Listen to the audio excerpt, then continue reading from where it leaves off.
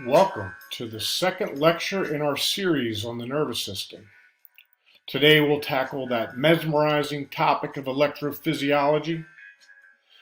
And as you can see from this graphic, the neuron is capable of the creation and transmission of electrical waves, which at their foundation rely on the movement of those electrolytes, sodium and potassium. In our last lecture, I alluded to the fact that this unit gives us an opportunity to integrate biology, chemistry, physics, and psychology. And today we'll delve into this relationship through the subdiscipline of electrophysiology.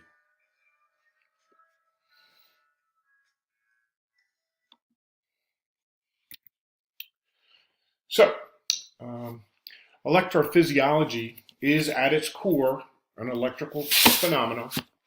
So put on your thinking caps because this will get pretty heady. And let's take a second to consider some basics. We can use the word polarization quite a bit in physiology, but it can also have a useful translation for understanding physics. Consider a ball that I hold above the ground at a certain distance. We say that it has a specific value called its potential energy. That's a function of its mass, the acceleration due to gravity, and its height. You could say that the ball is polarized with respect to the ground.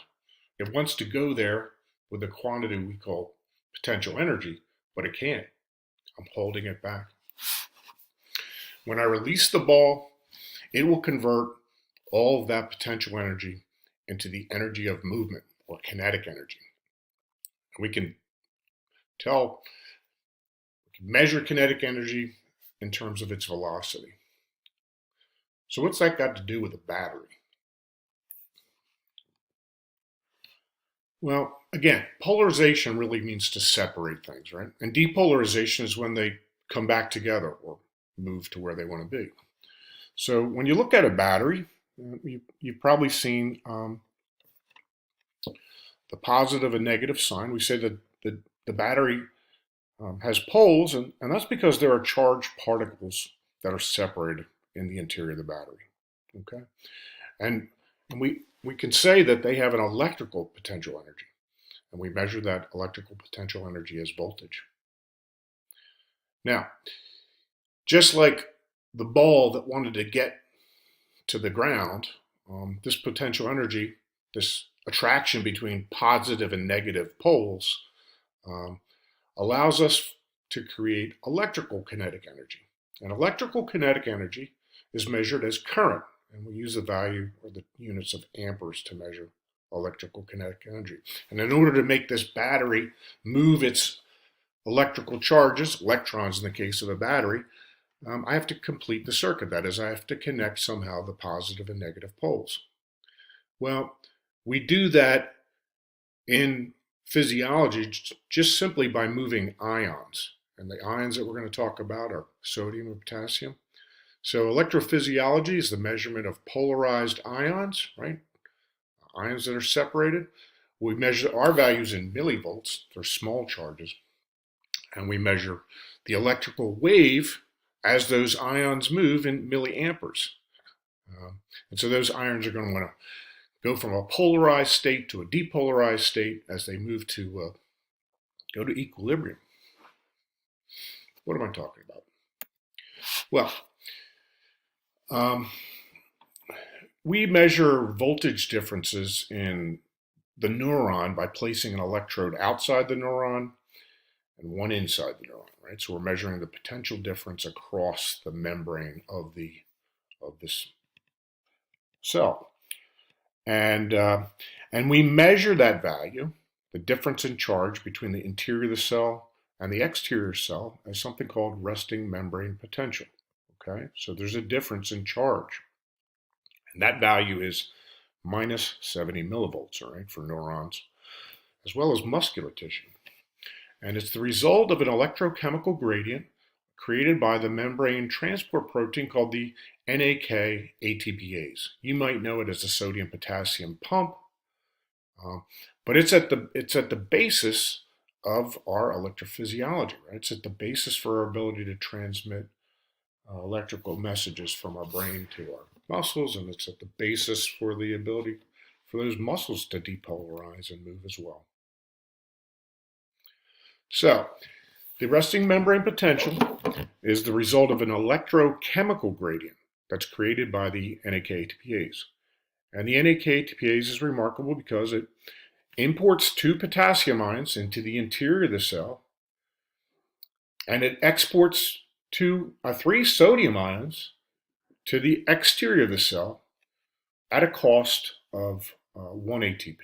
All right, so again, the NAK-ATPase throws 3 sodiums out, throws 2 potassiums in at the same time, and burns an ATP, turns it back into ADP.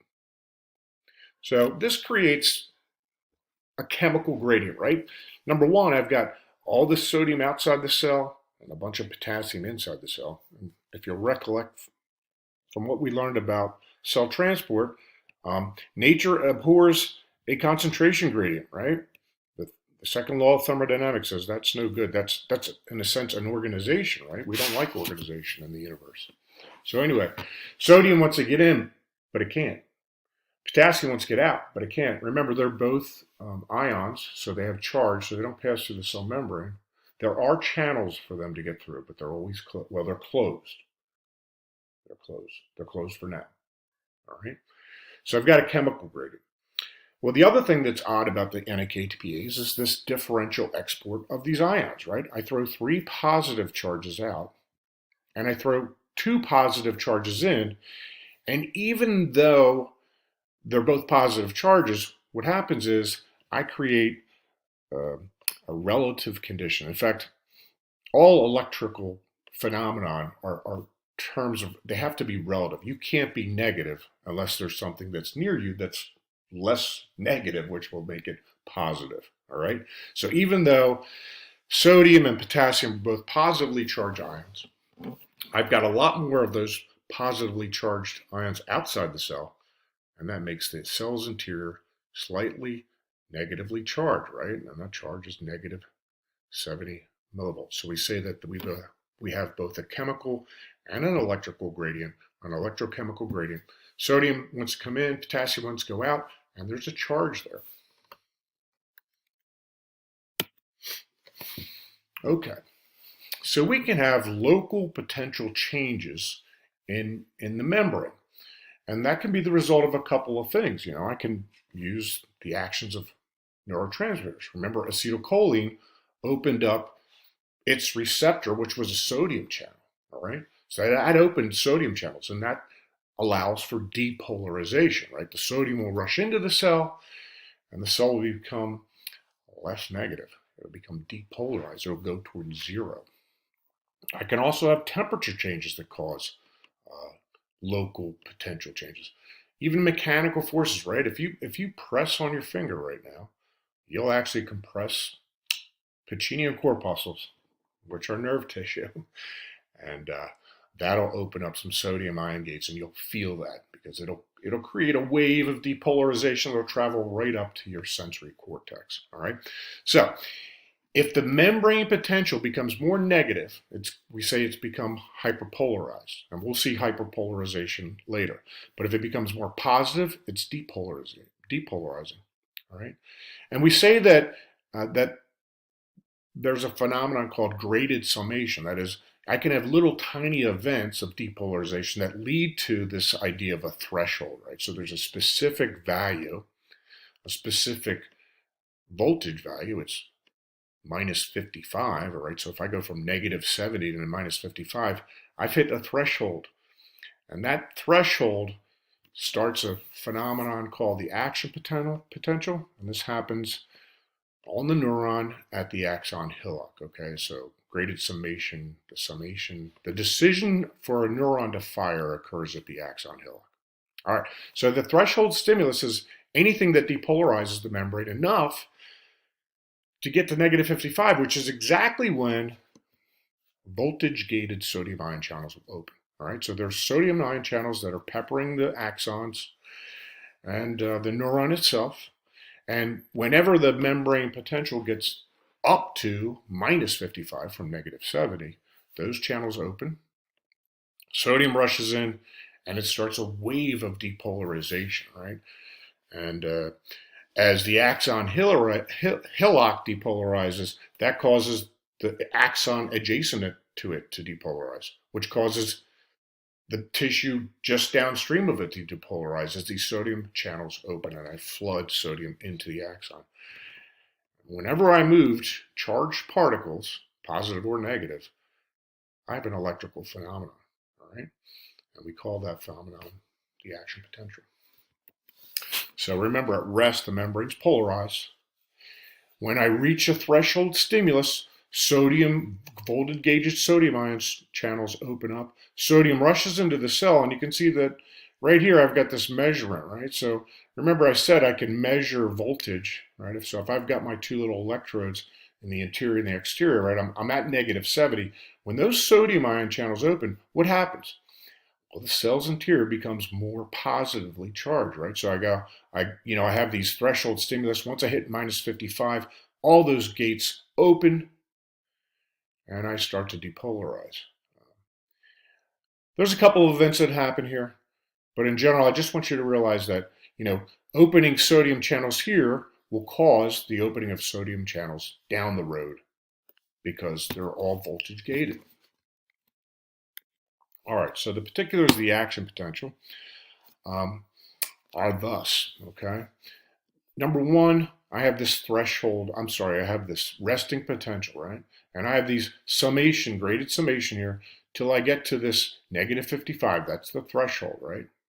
At that point, sodium ion channels open. The cell undergoes depolarization. Halfway up this groove, the potassium ions channels open as well, okay? And potassium starts to rush out of the cell. At +30 around, once I go through 0, I'm becoming hyperpolarized. At +30, those sodium ions channels snap shut. Now the sodium-potassium pump is always working. It's always trying to throw sodium out, potassium in. And through that action, it starts to repolarize the cell. At a certain point, I'll always overshoot my resting potential. Sodium channels will open again. Eventually, I'll return to resting potential. And there's an absolute time of refraction, that is the inability for this neuron to fire. So this is the absolute refractory period. And then there's a relative refractory period that, it takes a while for this neuron to get back to its original state. So this is a finite ability for neurons to fire. So again, the sequence is this. I have a membrane resting potential. Neurons receive a stimulation, cause local potentials, whether it's the acetylcholine or some other excitatory neurotransmitter. Sodium channels open. They cause adjacent sodium channels to open, and then you have this wave of depolarization that travels down the axon. And we say that it's propagated, and it can propagate at 100 kilometers per second, 480 miles an hour. It can go really fast, or it can go slow as well.